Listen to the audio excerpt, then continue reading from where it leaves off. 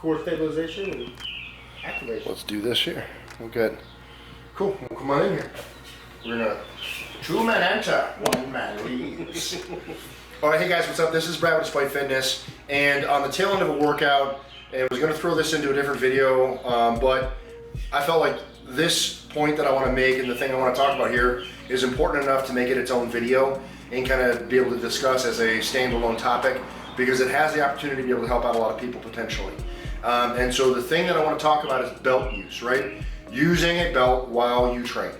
As many of you know, if you follow the channel for any period of time, I am a huge advocate of belt usage. Anytime I'm over 50% on my squats or my deads, I got a belt on. Occasionally when I bench, I'll throw a belt on.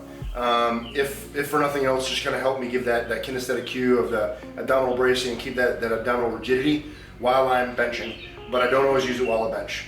But squats and deads, anytime I'm over 50%, I got that belt on. Now you'll hear a lot of conflicting information and people talking about things one way or the other about belts, especially on stuff like Instagram. You're gonna see a lot of, or you probably have seen, a lot of like real bro science, you know, and kind of like chest beating, talking about, you know, beltless PR, you know, blah, blah, blah, blah, blah, right? And so a lot of people will say to you, well, I train beltless in order to, you know, train my core and create that abdominal stability with my core and not be reliant on a belt. There has been some studies that indicate that you actually get better muscle activation with a belt on than without. So it actually serves to be advantageous to have the belt on and train with a belt than without it, right? So you get more muscular activation and then therefore more development with that belt on because of that kinesthetic cue of the belt being on. Now, right, so you can kind of go through and look that up yourself and kind of, you know, come to your own conclusion on those points. The thing that I think is really, really important is with Tim. And now Tim is not historically a belt guy. Before whatever it was, like yesterday when you kind of tried it on and didn't like it, how many other times had you had a belt on? I had tried a belt on probably 2 times before yesterday. Never really liked it. Didn't feel like they were comfortable. Felt like they actually restricted mobility. Also, after today, figuring out I was wearing them wrong, thinking that they're just lower back support. So Tim's kind of preconception of belt is that, you know, it's for your lower back. And so when he talked about, you know, not enjoying the feeling of the belt, feeling it was restricting, whatever else, I just happened to recommend to him, like, hey man, you don't have to wear the belt just in one spot, right? Much like anything else, kind of shooter's preference. So wherever it is that's comfortable for you, or wherever you feel like you get the most stability or whatever from the thing, that's probably how you should do it. Because not all people are created equally, or in terms of the same proportions and dimensions and things like that. So everyone's going to be slightly different. So we were in the garage, and he was joking around with bumping weight and going heavier, and I mentioned wearing a belt, and he's like, well, it's not really comfortable.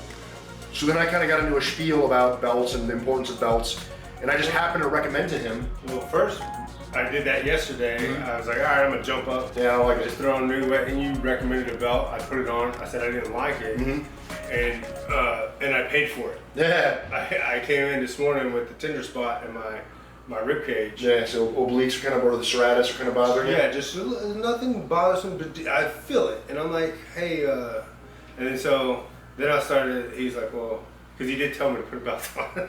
He's like, he didn't tell me. He just said, hey, you should probably wear a belt. You know, you're going for a new PR. Yeah. Yeah, so we're talking about the belt, and you know, as we're working, he just keeps kind of like poking at the side because there's this nagging little strain or whatever you want to call it, but just something that was just nagging and uncomfortable for him. And I, you know, just kind of with my experience of how these things work, I had a feeling that it's not going to get any better, especially while continuing to be under load and continuing to stress that structure.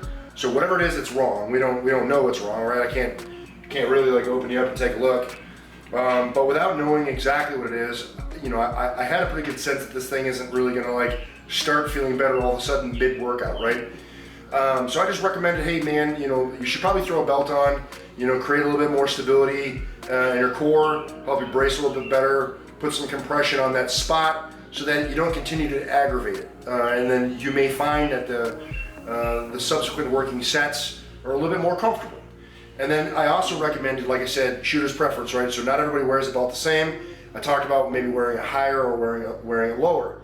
And I demonstrated how I and many other people like to wear that belt a little bit more high. And it might even change based on your movement. I typically will wear the belt higher for deadlift than I will for squat. So anyway, so we talked about wearing the belt differently. He decided to give it another go and set the belt higher than he had previously, and then? Night and day. So I had never even considered putting it higher, even after watching many people who know way better than me, more than me, watching them. I never looked at placement. I put it on high. I didn't feel it digging into me as I previously had, wearing it really low, making it super uncomfortable. So it was comfortable, and it added night and day stability. I didn't even feel that spot while I was doing my sets. And it was completely comfortable, to the point where I'm buying a belt today. So anyway, so like, not to belabor the point, I just wanted to emphasize, you know, my belief of the importance and the value of belts. I think that if you're getting into lifting and you want to be even somewhat serious about lifting, specifically squatting and deadlifting, I genuinely believe that a belt is probably on your top 3 items to buy first.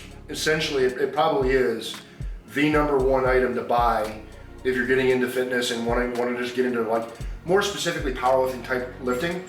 But like specifically if you're going to focus on the squat and deadlift, having a belt is critical. Now, one of the things that I had recommended to him is, you know, hey, even if you don't like belts, it would still be beneficial for you to even go and get a soft belt, because at least that's better than something, or better than nothing. Give you that kinesthetic cue, and it has some of the same benefits. It's not going to be quite as rigid as a powerlifting belt, but it's a good stepping stone. So just consider that if you're going to be a first-time user of a belt. You might, you know, go to a gym that maybe has a few that you can try. You might talk to some friends that you have, you know, if they have belts, and see if you can try on their belt. There are some stores that you can go to, you know, sports equipment stores and things like that, where you can try on some different types of belts. They may or may not be the type of belt that you want to eventually purchase, but just the idea of just trying and just feeling what might work for you and getting a little bit of experience with it. The belt that I use is an Inzer Forever belt. It's the 13mm 1-prong. I love that belt. That's hands down my favorite belt, and it's probably the only belt that I will ever use. So if you're curious what I use, that's it. But again, if you're kind of a beginner lifter, or you're just, you know, getting into lifting, you know, just in general, whether it's powerlifting or otherwise, it may not be a, you know, hyper necessity for you to go through and buy an Inzer Forever belt. You might be able to pick up, you know, a cheaper belt from Amazon or whatever else, just to give you some experience in using a belt, and then build you up from there, right? So just stuff to consider as you guys kind of move forward with your own strength journey. Hopefully just kind of a testimonial from Tim in terms of, you know, him going from not caring for a belt to wanting to buy a belt essentially in one day's use, right? The advice that you get from people around you, it can matter. And unfortunately, Tim never had anyone around him before to kind of break down and talk about belts in the way that I did. Now, that doesn't make me special or whatever. It's just I have a little bit more experience maybe with some of that stuff than other people that he's been around and talked to before. So it's good to train with people and talk to people and get different ideas, because you never know, it could open up a new avenue for you, and maybe, you know, bring your game to whole new levels. So yeah, it's good stuff. Absolutely. All right, so we're gonna wrap it down. I just want to have a quick conversation about belts and what we did here today. If you guys have any questions, comments, or concerns, leave in the chat box below. I'll be sure to respond. I appreciate you guys continuing to support me in the channel with likes, shares, and subscribes. It means a lot to me for you guys to help me grow this channel and want to make it as big as we can make it. So we'll just see where it goes. If you've been, you know, checking out the channel, seen a video or two, haven't subbed up yet, really mean a lot to me if you stuck around for a while. It'd be cool to have you. Got my son over here. I'd like to get you in frame. Come here. You're like tiptoeing in, trying to hide in the garage like I don't see you. Come here, boy. Come here, boy. All right. So this is Jax, my boy. So yeah, we're closing down this video. So we're gonna ask them that if you have any Questions, comments, or concerns, what should they do? Comment in the drop box below. Yep. Chat. Hit me at the chat box below, and I'll do what? I've forgotten. Yeah, me too sometimes. I'll try to respond to you is what I'm saying. And then here, let me get you on this other knee so we're not blocking Tim out of the shot because we got to leave my friend in here. Here, friend. Okay, so.